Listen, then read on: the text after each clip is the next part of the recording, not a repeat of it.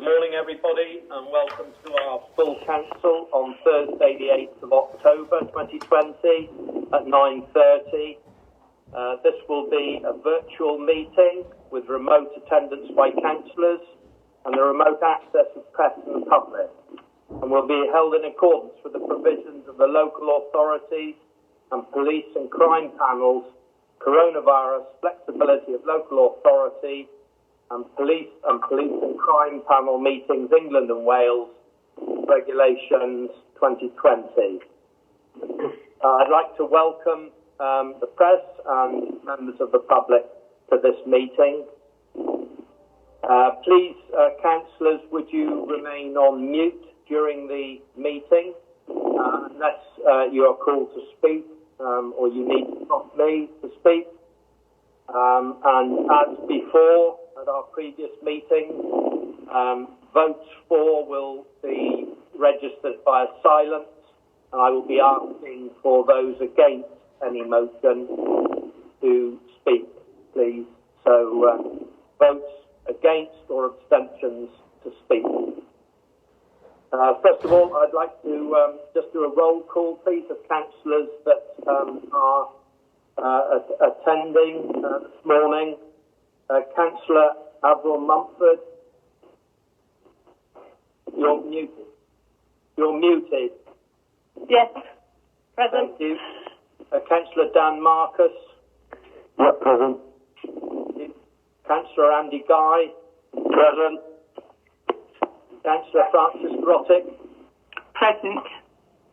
Councillor Tim Dean. Present. Councillor Steve Watt. Present. Councillor Adrian Davis. Present. Councillor Jonathan Smith. Present. Thank you. Councillor Steve Sims. Present. Thank you. Councillor Robert Dorian Smith, I think we have apologies for. Councillor Mike Nellams. Yeah. Apologies for Councillor Nellams as well. And I think Councillor Joel Williams. Councillor Williams, are you present? No, he's away today. Councillor Harry Legg. Yes, present. Thank you. Councillor Ewan Roger. Yes, present. Thank you. Councillor Marion Barclay. Yes, present. Thank you very much. So the first item on our agenda today is declarations of interest. Do I have any declarations of interest, please? Councillor Grottick.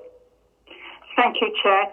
Please note that I represent the Council on the Cornwall Partnership Trust and the Local Enterprise Partnership Board. Thank you. Thank you. Councillor Smith. Sorry, were you? No, I didn't know. No. Any other declarations, please? Okay, thank you. Item 2 on our agenda are the minutes of our previous meeting. Are there any comments or corrections required, please? Councillor Smith? Yeah, thank you, Chairman. Just on page 5 regarding to the planning application for Menavor, I just wanted to be really clear about the initial reasons for my initial reasons for refusal, which was that I proposed refusal on the grounds of loss of biodiversity and green space and inadequate access to the site. Just wanted to be really clear. Thank you. Thank you. Are there any other matters to do with those minutes, please, from anybody? Councillor Legg. Thank you. Yes, at the end of the housing item, I returned to the meeting. Okay, thank you very much, Councillor Legg. Any other items, please? No, then could I please have a proposer for the acceptance of these minutes? Propose that. Councillor Mumford, thank you. Seconder? Yes, Marion Barclay. Thank you, Councillor Barclay.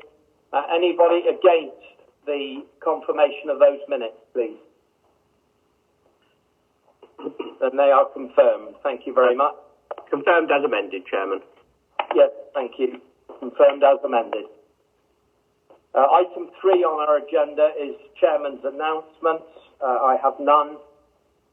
Item 4 on our agenda is Questions Understanding Order 14. I have none. Item 5, to consider reports from committees, including receipt of minutes and draft minutes for consideration. We have 2 meetings as part of our agenda today. One is the Health and Wellbeing Board, but our chairman of that, Councillor Williams, is not with us today, so he can't comment on that. But does anybody have anything to raise on that meeting, please?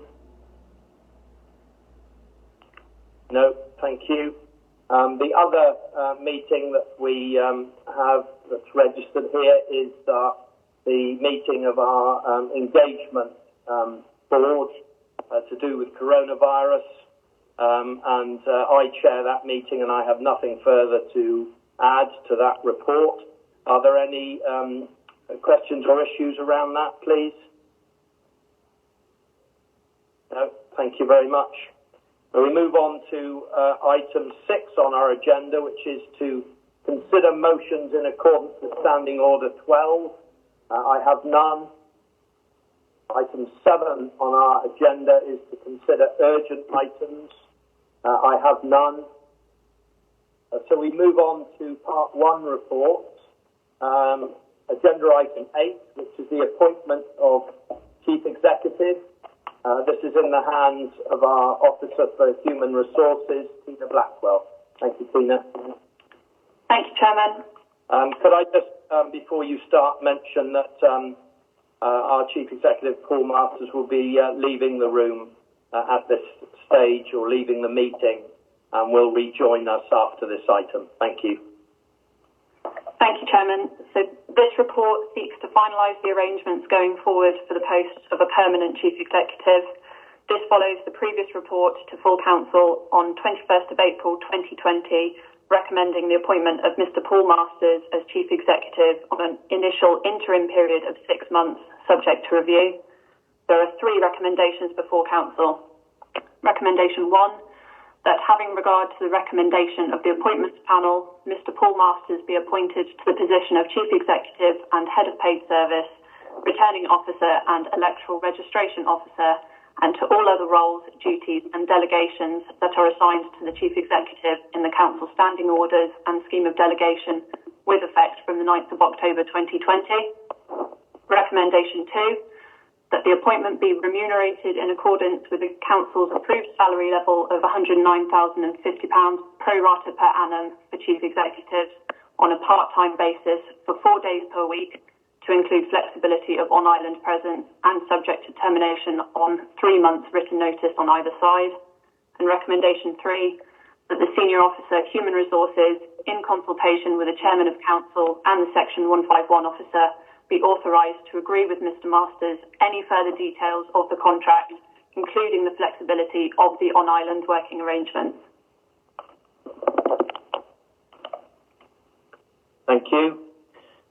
Could I ask if anybody has any questions to ask of Tina, please?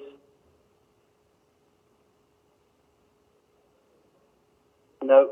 Well, you have 3 recommendations in front of you, councillors. Could I please have a proposer to take all 3 of these recommendations? Councillor Mumford, thank you. A seconder, please. Councillor Guy. Thank you. Anybody against these 3 recommendations, please? No, then that's unanimous. Thank you very much indeed. And I would just like to state that I'm absolutely delighted as chairman that Paul Masters has been confirmed in appointment as our Chief Executive Officer.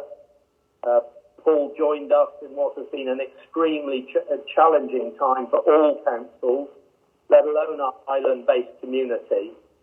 And he's immediately taken full charge of our emergency situation with authority and experience, and has hugely helped our team of officers and staff through this pandemic.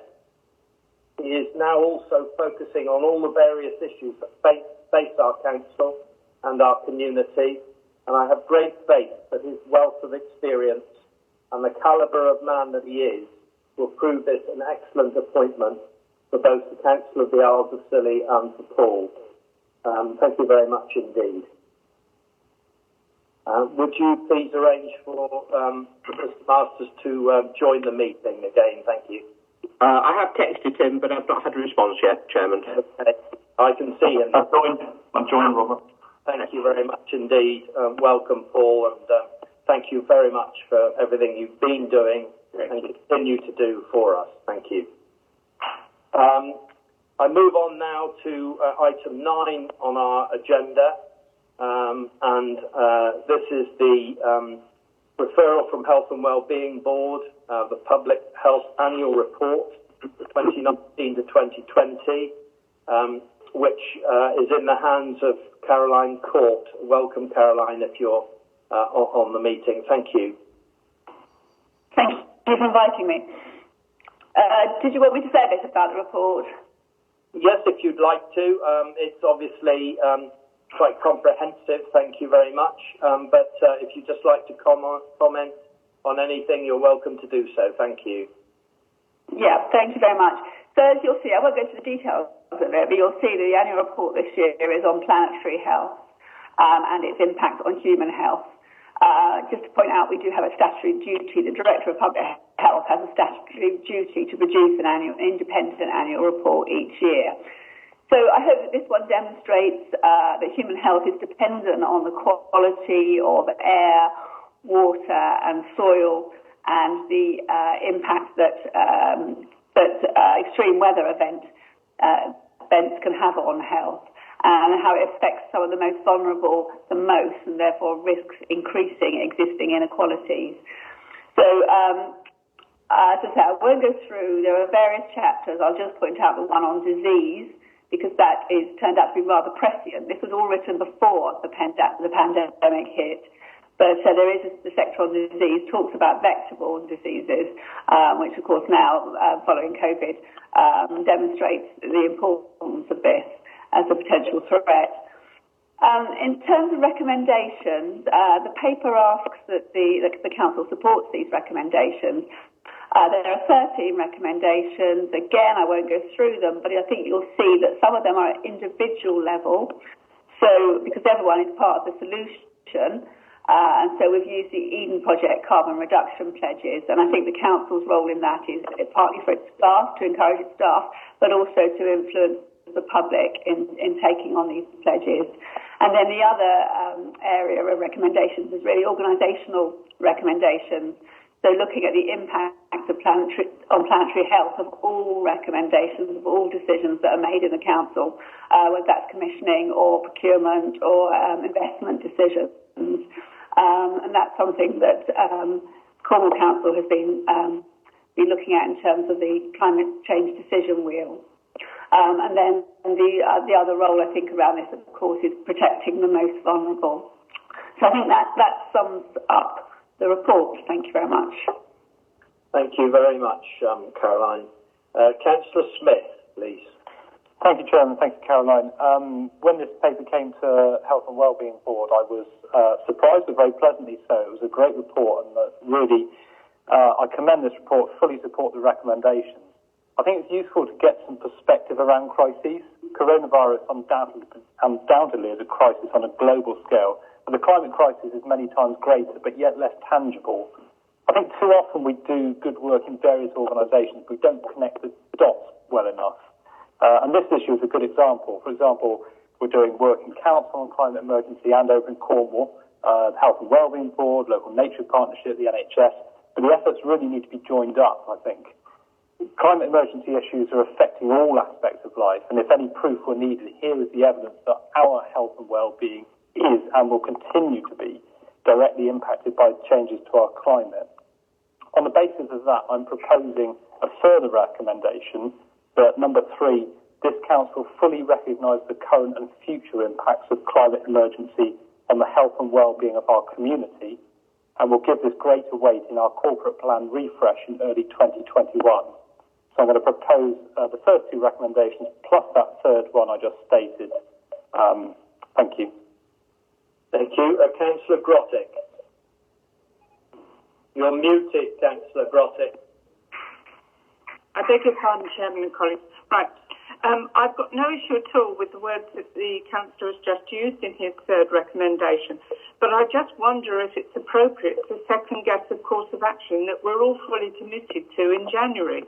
Just like to check with the monitoring officer that he's comfortable that we can actually effectively decide now what we're actually going to refresh in January. And I mean no discourtesy at all to the Councillor at all. Yeah, thank you, Chairman. The issue really is that in the plan that the council is going to be taking forward into the future, there are a number of priorities that it will want to allocate, and perhaps looking at one in isolation at this stage is premature. So the recommendation of your officers is that this report be noted, because obviously some of them have more financial consequences than others, and we cannot actually, on the information before us, say what the financial implications would be. So I think with respect to Councillor Smith, it is premature, but it is something which should be brought up when you are reviewing your priorities for next year and onwards. Thank you very much. Councillor Smith, are you happy to take that advice? Yes, certainly. So specifically from Stephen, it was... Well, basically, your recommendation is important, but because of financial implications and so on, it's not appropriate to take that forward at this juncture. Can I slightly change the recommendation to this council fully recognise the current and future impacts of climate emergency on the health and well-being of our community? Okay, thank you. Is there a seconder for that recommendation, please? Councillor Mumford. Thank you. So is there anybody against that additional recommendation? Robert? Yes. Steve Sims here. Can I just amend it again? I don't think you can actually say fully recognises, especially talking about future implications. I would just withdraw the word fully from it because it's actually impossible. Okay, I'm happy with that. Council recognises. Okay. The proposer of the recommendation is happy with that and the seconder. So on that basis, please, it's important for members to realise that they are being asked to note the attached report from the Director of Public Health, together with the Public Health Annual Report 2019-2020. The Health and Wellbeing Board noted the contents of the report from the Director of Public Health and supported the recommendations in the annual report. So you have those three recommendations now, and I would like to ask if anybody is against those three recommendations. Or first of all, I need a proposer for all three. Beg your pardon. I'll propose all three. Thank you. And the second, Councillor Mumford. Is there anybody against the all three of those recommendations, please? No, then in that case, it's carried unanimously. Thank you very much indeed. And thank you very much indeed, Caroline, for your presentation this morning. Thank you. Thank you. Item 10 on our agenda is planning application for the garage in Buzzer Road, which is the report of our Senior Officer for Planning and Development, Lisa. Thank you. Thank you, Chair. So this application is brought to full council on the basis that is for the delivery of a local need dwelling. So firstly, we have received a late letter of representation yesterday. The 21-day consultation ended on the 10th of September. So I can read this out if members wish me to, but in summary, this raises an issue that part of the site is an established access to the neighbouring property at Domremy, Although no documentation or maps have been provided to support this claim, the person is prepared to make a sworn declaration to this effect. In response, officers would note that the applicant has made a legal declaration of ownership and provided land registry documentation it's considered that the information should not be used as a reason for refusal on the basis of the declaration made by the applicant and the documentation they have provided. Disputes over land ownership or separate civil matters, and the granting of planning permission does not convey any right to use third-party land. So the proposal relates to an existing granite boat shed stroke garage, which is proposed to be demolished and replaced with a two-storey dwelling. The proposal has been assessed against both the adopted and the emerging local plans and is considered that the principle is acceptable. The design is a modern approach using vernacular elements such as granite, timber, render and slate. The dwelling is within the minimum required in terms of space standards and within the maximum as currently being subject to consultation. The site previously developed land, sustainably located within Hugh and currently comprises a deteriorating garage structure. This is also there is also a recognised outstanding need for local homes, of which the proposal would be counted towards. It is located at the foot of Buzzer Hill. The site is not identified as an important gap site within the conservation area, and the existing garage boat shed is not otherwise identified as a heritage asset. Although located relatively close to the edge of Hugh, the surrounding land is built up, and the site is surrounded by residential developments of various ages and designs. The proposed dwelling seeks to deliver a local need home whilst reflecting on the prominence of the site by seeking to find an appropriate balance between the older and more traditional styles of the area but with a more modern and sustainable design. There are a number of representations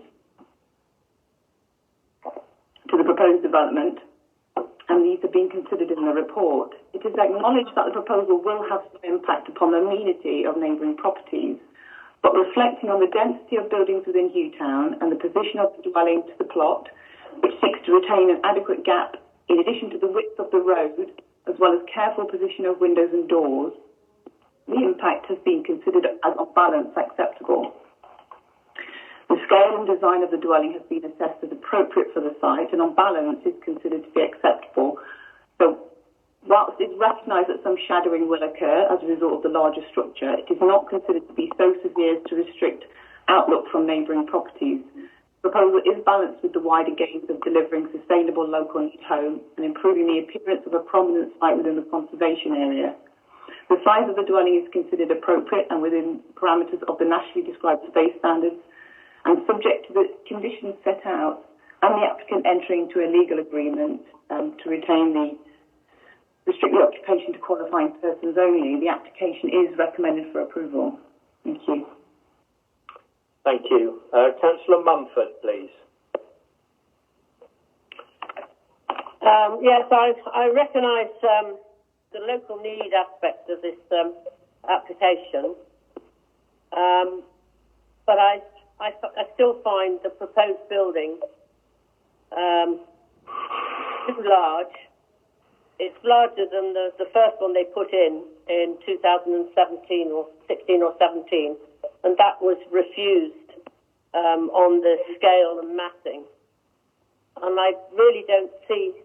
I do realise that they've got more land, but I still think that it's too big. And as quoted by one of the objectors,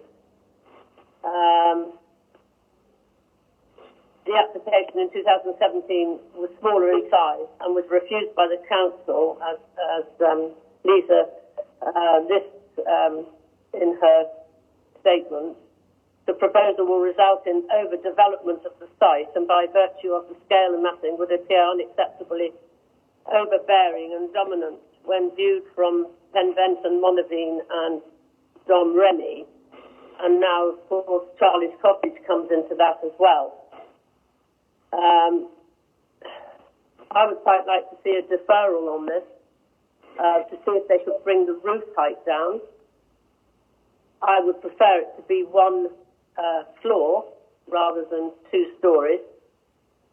And also, I'm worried about the light into Penventon and not so much the Monaveen. It's more Penventon, I think, is right opposite the building.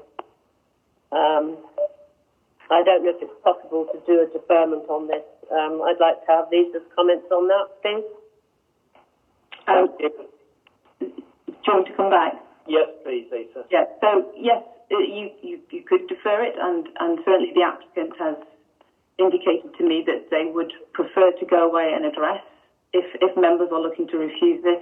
What I would say is that, yes, they have acquired more land, and yes, this building is two-storey, and that's to enable, sufficient floor space. You are faced with an L-shaped plot. To have something that is single-storey would be a much larger footprint, which is you don't have to split around an L-shaped plot. So it's two-storey too, so you can reduce the overlooking of windows. You can have higher-level windows that don't overlook properties. So you bring the height of the building down, your footprint gets bigger, and you're introducing windows in places that do then face other properties. So there are constraints to the site that the applicant has tried to work around to reduce things like overlooking and to make sure that they've got an adequate amount of space in the property. Thank you. Could I please bring in Councillor Marcus, lead member for planning? Apologies, Dan, I should have brought you in first. Thank you. That's all right. Thank you, Robert. I mean, this is a really tricky planning application. In terms of the difference from last time, the plot's got larger, and therefore the house has, from what I can see, the scheme has been pushed back from the edge of the plot, which was the issue last time. When Councillor Montfort talks about it being the massing issue last time, it's because we felt as an authority that the property was built right to the edge of the plot last time. There was no space around the area, so therefore it felt much more, the area felt more constrained. Now they've acquired more land, they can sit back a little bit more in the plot. Therefore, I think Lisa's conclusion, which I agree with, is it feels there's a lot more space and a lot more, it feels a bit more forgiving in the environment.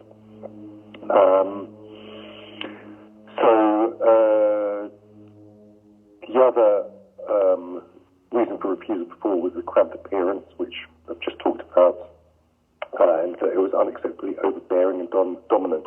Again, with the extra plot size, that gives the applicant a chance to push that building back. Although I do see, when we had a look around the site yesterday, and I do walk past that site twice a day at least on dog walks, so I've been trying to visualise what a 6-metre two-storey building would look like in that space. There would obviously, a new building would be an imposition for the existing residents of that area, but I think Lisa's made a case in the report that to weigh that against the need to build housing, the fact that it's a brownfield site, the fact that that site does need redevelopment.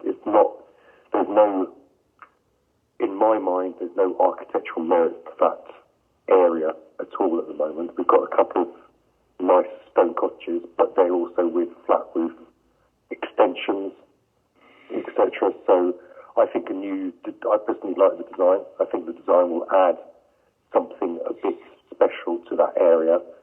It'll add something eye-catching. I think it's more sympathetic to the area. I understand that there have been reps from pretty much all the surrounding properties, mostly negative, and they are listing things. They list in the report their objections. The main ones I see are the overbearing nature, the perceived overbearing nature of the property, the loss of light. There's some discussion of boundaries, which Lisa covered at the start of the presentation, and strong winds. I think, like I've said before, if there is going to be the two-storey nature of the property will add to some loss of light at the start. It would be interesting to see whether the design at the moment, once that gable end is all brickwork, it's all granite work. If that could be broken up in some way by some obscure windows, that might lead to a perception of a less overbearing nature. I don't know whether we could work with the applicants to do something about that. As far as the loss of light goes, I think Lisa mentions in paragraphs 56, 57, 58 her conclusions around that. But it would be interesting, Lisa, to hear your comments on how you came to those conclusions, and just how you weighed up those planning considerations into what is kind of an acceptable loss of light, if you like. Okay, so we don't have policies that talk about light, right to light. Right to light is taken in terms of outlook. So we consider whether or not a proposed development would affect the reasonable outlook from a main habitable room window of a property. The design guide talks about a 45-degree rule from a main habitable room window. It uses an example of side-by-side plots. So if you're extending and you're right on, you're right on the next door plot and you extend out. And if you take a 45-degree line from that window and it hits that building, that's a good measure to understand whether or not that extension would affect the outlook of that neighbouring property. In this case, this proposed dwelling is not adjoining the boundary of the neighbouring property. It's separated by a road. In addition to that, they've pulled it in off their boundary by 3 metres. So you get this minimum gap of, I think, about 6.5 metres between those neighbouring properties on that side and the application site boundary. So I've concluded that, yes, you took a 45-degree line, it would hit the building, but it's not, you don't take that line forever. There is an adequate distance between that boundary and this proposed dwelling to conclude that it wouldn't have an unacceptable impact on the outlook of that property. And therefore, I've concluded that it wouldn't have, and it would affect light to a certain degree, but not to the point where we should recommend refusal on the application. So that's how I've come to that conclusion. We look at the design guide. We have a pragmatic. There is no set of circumstances that you could make a policy for every eventuality. This talks generally about design, and the 45-degree rule is a very general heuristic for that measure. And the fact that it's separated from the plot, pulled away from its own boundary, that's my conclusion on the issue. Thank you, Lisa. Councillor Marcus, do you want to come back on that? No. I was just going to ask one more question just about site management. That's mentioned in the report as well. I'm aware of there being young families quite close. So I just wanted to sort of, if it does get passed, encourage the applicants to work with the neighbours to ensure that any building works are worked around with the neighbours, and that that discussions people make sure that everyone is accounted for in deliveries, etc. So that's it. Thank you. Could I have the monitoring officer next, please, Stephen Taylor? Yeah, thank you, Chairman. Just really to expand slightly on what Lisa said, the right to light is an actual legal easement that people are entitled to, and I don't think that there's any argument here that is being breached. What Lisa quite rightly was talking about was the amenity of existing buildings and the adequate natural light that they would expect to be taken into account, having regard to proposals for buildings that are being dwelt. So I don't think there's any legal issue in relation to the right for light being breached. But of course, as Councillor Mumford and Councillor Mark just pointed out, the issue is really what the current situation is and how that will be affected by any new building which is proposed. Okay, thank you very much.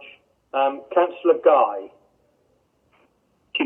Am I unmuted now? Thank you, Chairman. This is a contentious planning application, as we all know. The applicants have worked very hard with their new architects. They've worked very hard with the planning office. They've jumped through hoops to find a solution for this dwelling. They've gone for the bill, in my personal opinion. I mean, this application has been going on for 4 years, and it was dealt with the previous council. And me going through this.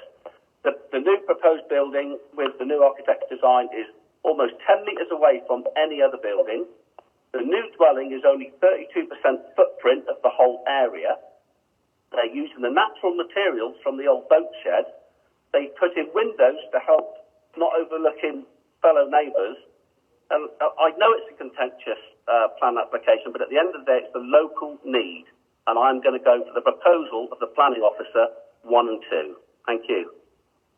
Thank you, Councillor Guy. Councillor Grottick. Thank you, Chair. Planning, this is a very difficult decision, however it goes, and planning is often a balance. It is a challenging site, but on the other hand, it's a brownfield site. However, I'm minded to look at, I do have a concern over paragraph 35, where building will be allowed if it preserves or enhances the character or appearance of the area. I would like to ask the planning officer if she really thinks that this large building will preserve or enhance the character or appearance of the area, or at best will be neutral. Let me say that if she feels that amendments could be made to make it better, then I would be minded to support Councillor Mumford's option to defer. So I would be interested in the planning officer's views on this, please. Thank you. Lisa? Thank you, Councillor Grottick. Yeah, I do consider it would be an enhancement of the character of the conservation area. That's the conclusion in the report. Yes, it does recognise this will be bigger, but it would deliver benefits to the site that I consider to be an enhancement of the character of the conservation area. I do think you could tinker with the design. You could start chipping away at some of the elements to reduce the overall mass of the building. I think what that possibly wouldn't do is allay the concerns of the neighbours to any significant degree, but I do think that would start to erode the character and the aesthetic of the design that they're trying to achieve. So you'd be taking away elements that then you don't get as good a design, and you don't allay fully the concerns of the neighbours to the degree that they would accept. As Councillor Mumford said, something single story is probably likely to be what most people would accept. And tinkering with that design wouldn't deliver that. You would just lower the end result of the design overall. So that's my view. Okay, thank you. Is there a councillor waiting to come in, please? Councillor Mumford. Is there a possibility that the roof could be lowered, Lisa? I've put that point to the architects. In considering when I was writing the report, going back to them, obviously I've concluded that it will have some effect on the neighbouring properties, and I've gone back to the architects to ask them about are there ways to shrink it down overall.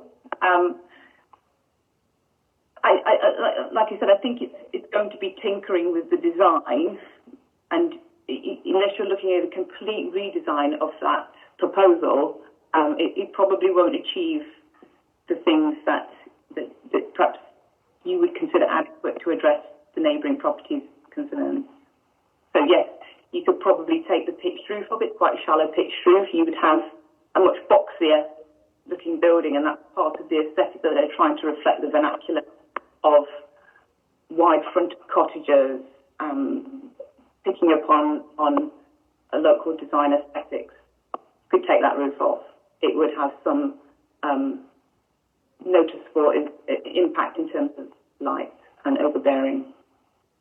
I think that's one of the main problems for the objectors who live right opposite in Penventon. I think it affects them more than anybody. Because I think that the building will come up right in front of the windows at the top, which will block a lot of light, I think.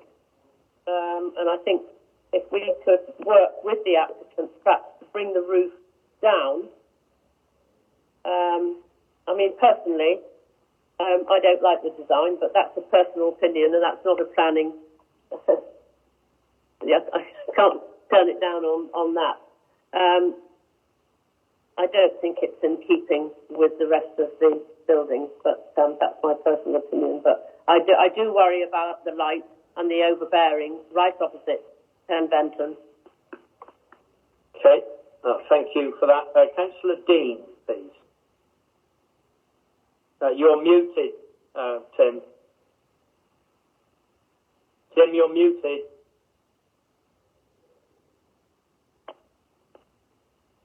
Can't hear you.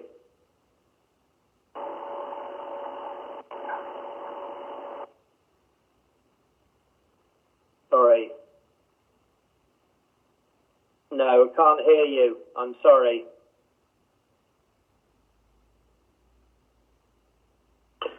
I suggest you come back. Yeah, I'll put my oar in a minute. While we wait for Tim. I'll come back to you if I can, Councillor Dean. I'll take Councillor Sims next. Thank you. Having read it, I don't really get the light thing. Given the topography of the area, if it was flat, fine, there would be a much longer light issue. But whatever time of year you're looking at, the sun's not really round the corner of Buzzer Hill till 10 o'clock. And then you've got a very short period of time where there will be shadow from that building onto the building behind it, if there's much shadow at all. And then by 11, or even earlier than that, it's gone. I mean, I don't get the issue with the light. And as Lisa said, it's not that pertinent. And I like Dan, I go past that area multiple times a week, and it's no great shakes at the minute. And I think that I quite like the design, and I think it would be an enhancement to the area. And I would second Councillor Guy's proposal that we approve. Okay, thank you. Councillor Dean, are you back with us? Can you hear me now? I can. All right. No, I was just going to say that, obviously local needs housing is a priority for the islands, so I fully support a development, but I'm kind of erring on the side of Councillor Mumford, really, that the scale of the building is too big. I mean, the original plot was smaller, and the property was smaller, and the argument then was that the property was filling up the whole space. Now he's got more space, and he's pretty much, he's just made the building bigger. I mean, if it was the same size building on a bigger plot, then I think a lot of the issues would be gone. But I agree with the height issue. But I think we're really close, and I think probably deferment is in my opinion, would be the best answer, and do some minor tweaking, as Lisa says. But I think some minor tweaking is what's needed. I think the principle is pretty much agreed, but I think the scale perhaps needs to be tinkered with. That's my view. So I would support a deferment, but I've missed a bit of that discussion then. Sorry about that. So I don't know where we are. Okay, you. So is there anyone else? Councillor Smith. Thank you, Chairman. Councillor Dean pretty much summed up what I was going to say. I think everybody agrees that the need for the local housing, and I think it's a very strong case in that sense, and that the site would benefit from sensitive redevelopment. I think the height and the scale of the building is problematic in the area. Deferment, I think, is rarely a desirable outcome in planning, but in this case, I think it might be the best way to resolve planning issues. So I'm not sure if Councillor Mumford actually made a formal proposal to defer, but if so, I would support that. Councillor Mumford? Yes, I would like to make a formal proposal to defer this so we can look at the roof height and the scale of the building and get some sort of expert advice about the lighting. I think that's about summed up. So I'd like to make a proposal on that, please. Thank you. Could I have a monitoring officer, please? Yes, certainly, Chairman. The situation, as I understand it, is that there has been a formal proposal for approval from Councillor Guy, which has been seconded, and Councillor Mumford is now moving an amendment to defer it. And that has been seconded as well. Yeah, thank you very much for that. So we've got a for deferral from Councillor proposed by Councillor Mumford, seconded by Councillor Smith. Now, could I please take anybody against that deferment? Robert, do we not have to do the initial proposal first, which was to approve? Yes. As I said, Chairman, the initial proposal was to approve, but there has been an amendment put forward to defer, and therefore the amendment will be taken first. That then becomes a substantive motion in case somebody else wants to move something else. So you have to take the amendment first to defer it. And in view of the variety of views that's been expressed, I would actually suggest that you do a roll call. Yeah.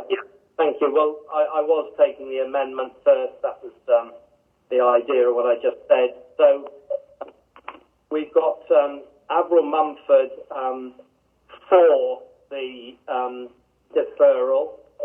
We've got Councillor Smith for the deferral.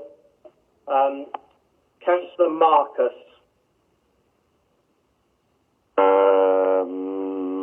I am.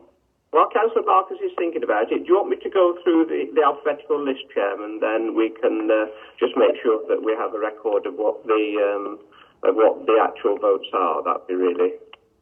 Yes, I was going to do that, but that's fine. If you do it, that will save me a job. Thank you, Stephen. Thank you. And will Andy Thomas just keep a tally, please?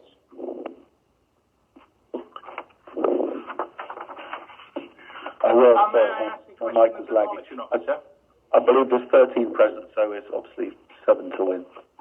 Right. May I ask a question of the monitoring officer? Now, I'm for the proposal to pass. However, I would rather it was deferred than rejected.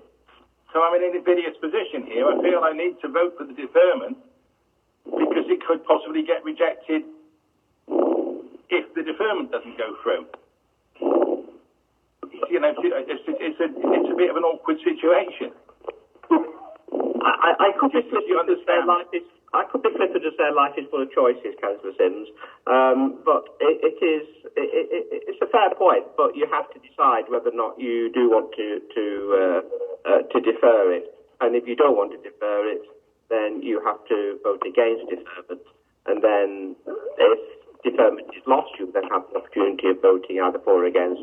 But you have to, I'm afraid, by the rules of the procedure on this, Chair. Okay, that's fair enough. I just wanted to make that point. So, taking the call, Councillor Dean, for or against to defer? I'm for the amendment to defer, yes. Councillor Davis? Yes, I'm for the amendment to defer, please. Chairman? Yes, for the amendment to defer. Thank you. Councillor Legg? Against the amendment to defer. Councillor Marcus? For the amendment to defer. Councillor Roger?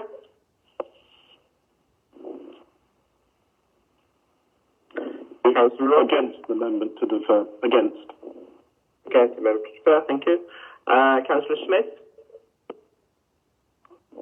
For deferral. Councillor Watt? Against, against deferral. Councillor Williams? He's not present. Thank you. Councillor Lady Barclay? I'm for deferral. Councillor Dorian Smith is not with us. Councillor Grottick? Muted. You're muted, Councillor Grottick. Sorry, somewhat reluctant support for the deferral at this time, please. Councillor Guy? Against. Thank you. Councillor Mumford? For the deferral. Councillor Nellams is not with us, and Councillor Sims. Against the deferral. 1, 2, 3, 4, 5, 6, 7. Subject to confirmation from Andy, I make it 8-5 for deferral. Agreed. Okay. So that has been carried, Chair. That now should be the substantive vote, which you can either take on anybody against it, and if there's a lot against it, then we'll take another roll call. Okay.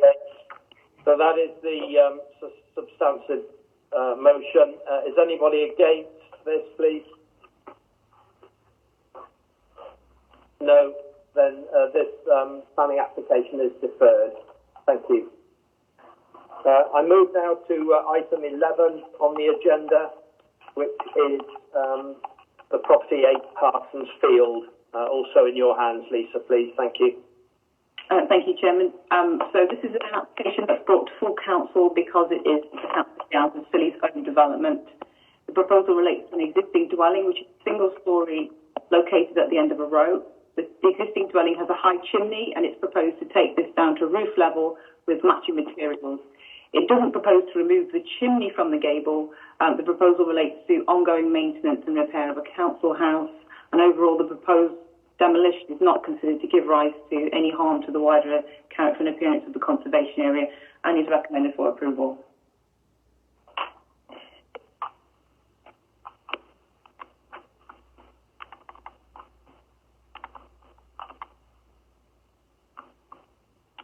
Apologies. Are there any questions? Councillor Grottick, please. I was just going to recommend the approval, please. Yeah, I'll second that.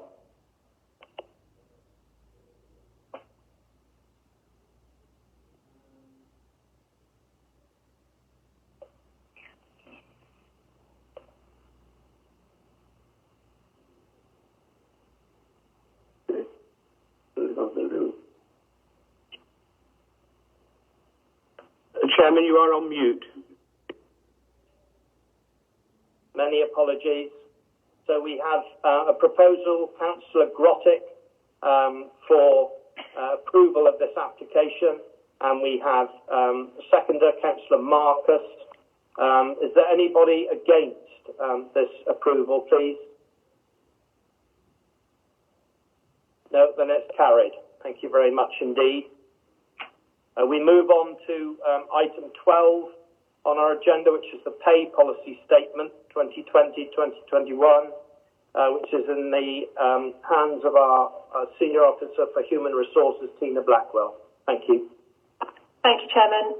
So nothing further to add to the report, but the recommendation before members is to approve the Pay Policy Statement for 2020-2021 following the revised National Joint Council rates effective from the 1st of April. Thank you very much.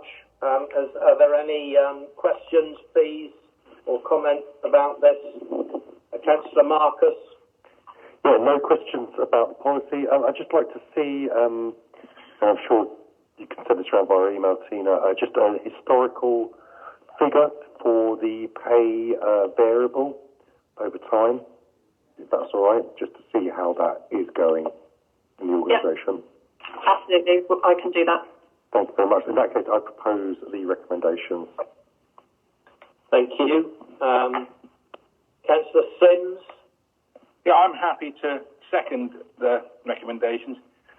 Just one question, but this is one of these things where it's pro forma, really. What would happen if we didn't approve it? Thank you, Councillor Sims. So we are part of a collective agreement that is jointly agreed by the unions. So the pay scales, we are indexed to those pay scales. However, there are some elements that are locally agreed, for example, local standby rates. But again, historically, we have always indexed these to the local government pay award. It's nice that we have some autonomy in these things sometimes. All right, thank you.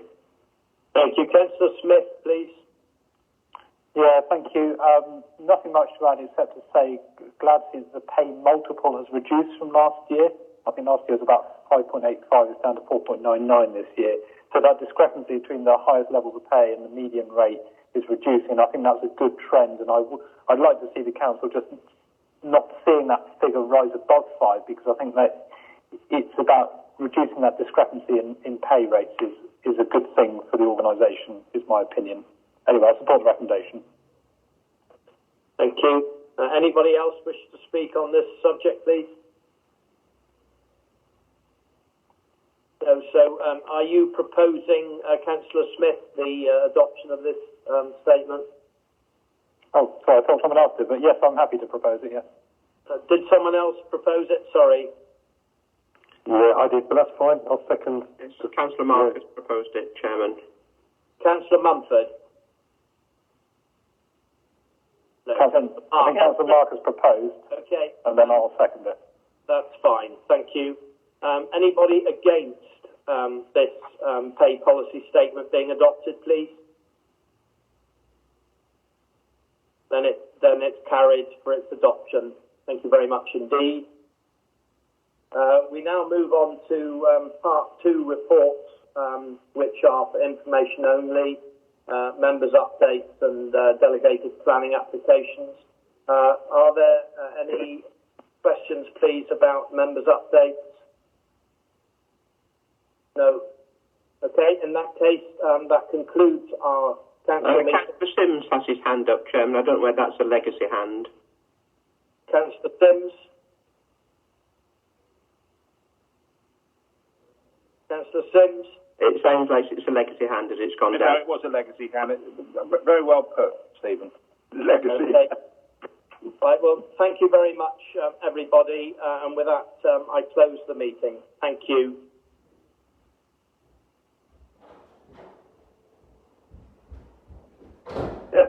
Thank you, Chairman. Thank you.